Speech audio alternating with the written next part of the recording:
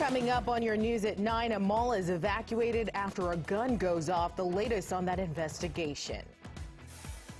Plus, the death toll continues to rise as Hurricane Ian's impact is felt in parts of Florida and North Carolina. What some states are doing to pick up the pieces tonight. And back on the field, the changes coming to Gaithersburg schools following a brawl at a high school football game. Good evening. Thank you for joining us for DC News Now at 9. I'm Annalisa Gale. We start with an update from Arundel Mills Mall now. That's where a gun went off in a food court this afternoon. Dave Laval talked to a worker who was inside when that incident happened. It's the last thing shoppers at Arundel Mills Mall expected Saturday. They went in to shop, have fun, relax, and be with friends. Instead, many feared for their lives after a gunshot went off inside the mall. I was scared. I've never experienced something like this before. Grace Antiwa manages the family store inside Arundel Mills. She and employees thought something fell, but that sound turned out to be a gunshot. Everybody was running. People were like trying to get out of the mall. People were trying to go into stores to help them stay safe. And Arundel County Police told us the gunshot went off in the food court around 3:30 p.m. But they don't believe this was a criminal act. We were able to view video, and it appears that an unknown subject that was there in the mall accidentally, from what we've seen, accidentally discharged a weapon. The gunshot, according to police, forced the temporary closure of that area of the mall. And Arundel County Police told us the gunshot did not wound anyone. However, a couple of people suffered minor injuries in the panic to get out of the mall. In Hanover, Maryland, Dave Laval, DC News Now. And police are still hoping to talk to the owner of that gun that accidentally went off. And right now, we're getting new images into our newsroom of minor damage in Central Virginia. Our sister station WRIC says about 15,000 customers were without power this afternoon, and debris was scattered in some places. You have all seen it on television. Homes and property wiped out. It's going to take months, years to rebuild. And following some of that damage, President Biden is vowing to help Americans impacted by Hurricane Ian as cleanup efforts continue in many places from South Carolina to Florida. And at least 28 deaths reported in Florida alone, mostly as a result of drowning. While the Carolinas weren't hit quite as badly as parts of Florida, both North and South Carolina are still dealing with heavy flood damage from that storm. Jason Raven from our sister station WSPA reports from inside one of those damaged buildings in South Carolina. Cleanup is underway here in downtown Columbia. This is just some of the impact we've seen from Ian so far. We spoke with the owner of this building. They say this tree came down around midnight last night. No one was inside, so there are no injuries, but there is some damage to the inside of this Pilates studio. This is in downtown Columbia near the Five Points area. This area is kind of more prone for flooding, so I was a little surprised to see a tree come down of this magnitude. But this is what it looks like inside right now. Restoration crews are here taking a look at some of the damage and some of the cleanup that is already underway. You can see part of the roof over here. I want to show you this. This is where some of the tree branches came down, punctured some holes in the roof, and a lot of water is coming in right now. Now, the owners of this studio say they've made plans to move classes to other locations, and they're just glad that this happened when no one else was in here last night.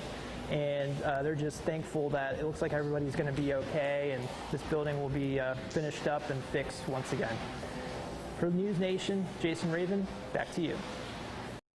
Tough to see those images there, Scott Sumner. And, you know, we did get some rain last night. When can we expect to be done with the rain for the weekend? Well, unfortunately, we're going to continue here, Anna Marie, with Annalisa, I should say, with these rain showers that will continue not only tonight, but going into your Sunday. And as we see here, the big picture, Plenty of rain across portions of West Virginia, still in Virginia, also Pennsylvania, and even points west of there, moving through parts of Maryland, also having some heavier rain bands out in the Atlantic Ocean. Thankfully, they'll just stay there. But needless to say, we have already received several inches of rain across the area over several hours a period of time.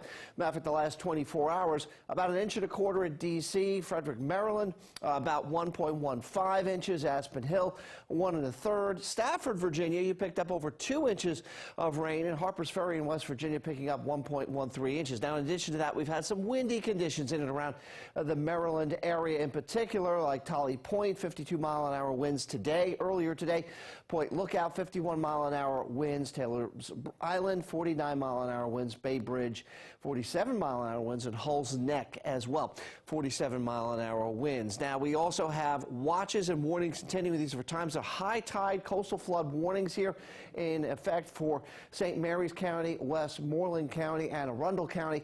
And then the lighter shade of green, those are flash coastal flood advisories, I should say, for Calvert County, Charles County, as well as King George County. Now, I'll break down in the main weather the time of high tides and when you can expect the water to rise at its most, and why these warnings and advisories are in place. Coming up. All right, thanks, Scott. Turning back now to Florida, take a look at this bridge. This is the causeway, the only causeway that connects Sanibel Island with mainland Florida. And look at it, access to the island completely cut off after that bridge collapsed. Some of it swept away by the hurricane. And in Orlando, a woman was rescued from rushing floodwaters. The intense moments were captured on video. Take a listen. Is there anybody in there? Just you? Those are 5 deputies forming a human chain and tossing the woman a rope to get her out. They say her car was swept away, leaving her trapped in around 10 feet of water. As of this evening, most airports in the Sunshine State are back open, but challenges remain. DC News Now's transportation reporter Joseph Olmo has a look at what passengers need to know to adjust to possible changes. Yeah, it has been quite the turbulent week for air travel down in Florida. The website FlightAware, which tracks things like cancellations and delays, reports that, listen to this, over 2,000 U.S. flights canceled this past Thursday. 2,100 were canceled on Wednesday, which was when Ian made landfall on Florida. I want you guys to take a look at this. This is video from Flight Radar 24 showing you how quickly Florida's airspace cleared as Hurricane Ian got closer and closer. This time lapse started at noon on Tuesday, but watch what happens as the storm gets closer to the Gulf Coast of Florida. It's like a complete desert in the skies. Look at the left portion of your screen right here. So what can you do if you had a trip planned down to Florida this past week? Well, let's say you were flying with American Airlines, for example. In most cases, you don't have to go any further than the home screen of the airline's website to find travel alert information. You see right up there, it says read the latest information about flights. You click on that, and then you can click on check travel alerts right there. Once you click on that one, you are there. You have a one-stop shop for which flights do and for which flights don't qualify for any help. As you can see, most travel up and down the East Coast is going to be covered as long as you bought your ticket by September 28th.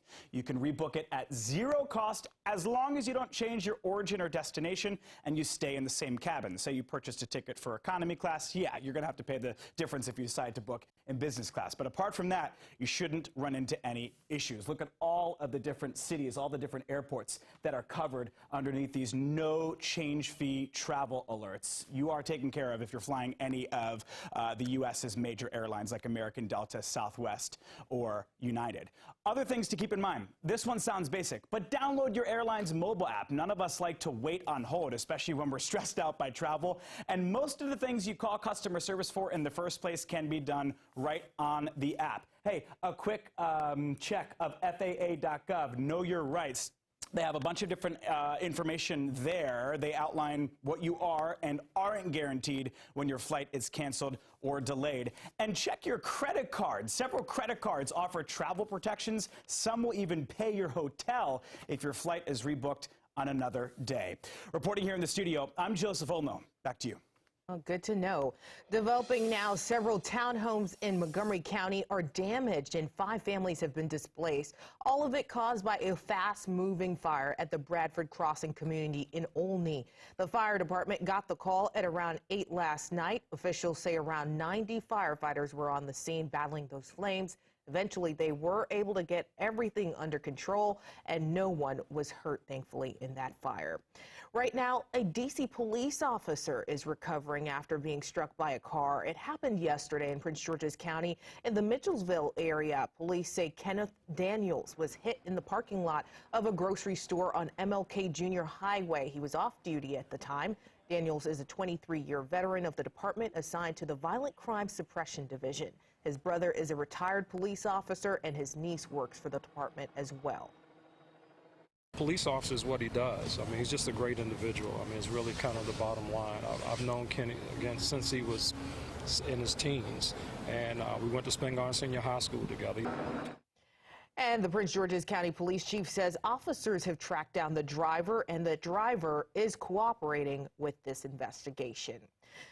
Also developing, the Washington Post reports that Fairfax County Public Schools, Virginia's largest district, is changing their hiring process. All of it is in response to the discovery that a middle school counselor was still able to keep his job even after he had been charged with sex crimes involving a minor. This triggered an extensive investigation that just wrapped up last week. That investigation found that, quote, several systemic issues led to the school counselor situation, and improvements need to be made to the hiring and dismissal processes. Well, over to Metro, they say the Potomac Yard Station will be delayed until 2023, and that means they're extending the closure of 6 stations south of Reagan National Airport.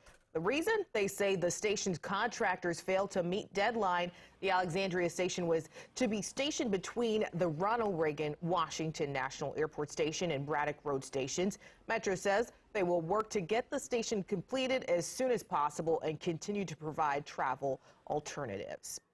And Alexandria's mayor is responding to the delay, saying, quote, the latest setback must be met with urgency and significant actions by WMATA and its contractor to recover from the time and money lost. He also called the delays unacceptable, saying that the project requires more oversight from WMATA. Well, it's been 2 weeks since this fight broke out at Gaithersburg High School during a football game against Northwest. It started on the field with players, but witnesses say in the end, even coaches were involved in that brawl. Since then, Montgomery County Public Schools has updated its safety guidelines, and now both teams are back on the field playing other schools. Last night was their first night back, and no issues were reported. The new safety guidelines went into effect last week. Students are now required to show their tickets and school ID to get in. Non-students need an adult chaperone. Also, no backpacks or large items are allowed, and no one is allowed to re-enter that stadium after halftime. NCPS says people can expect longer wait times as a result of these changes.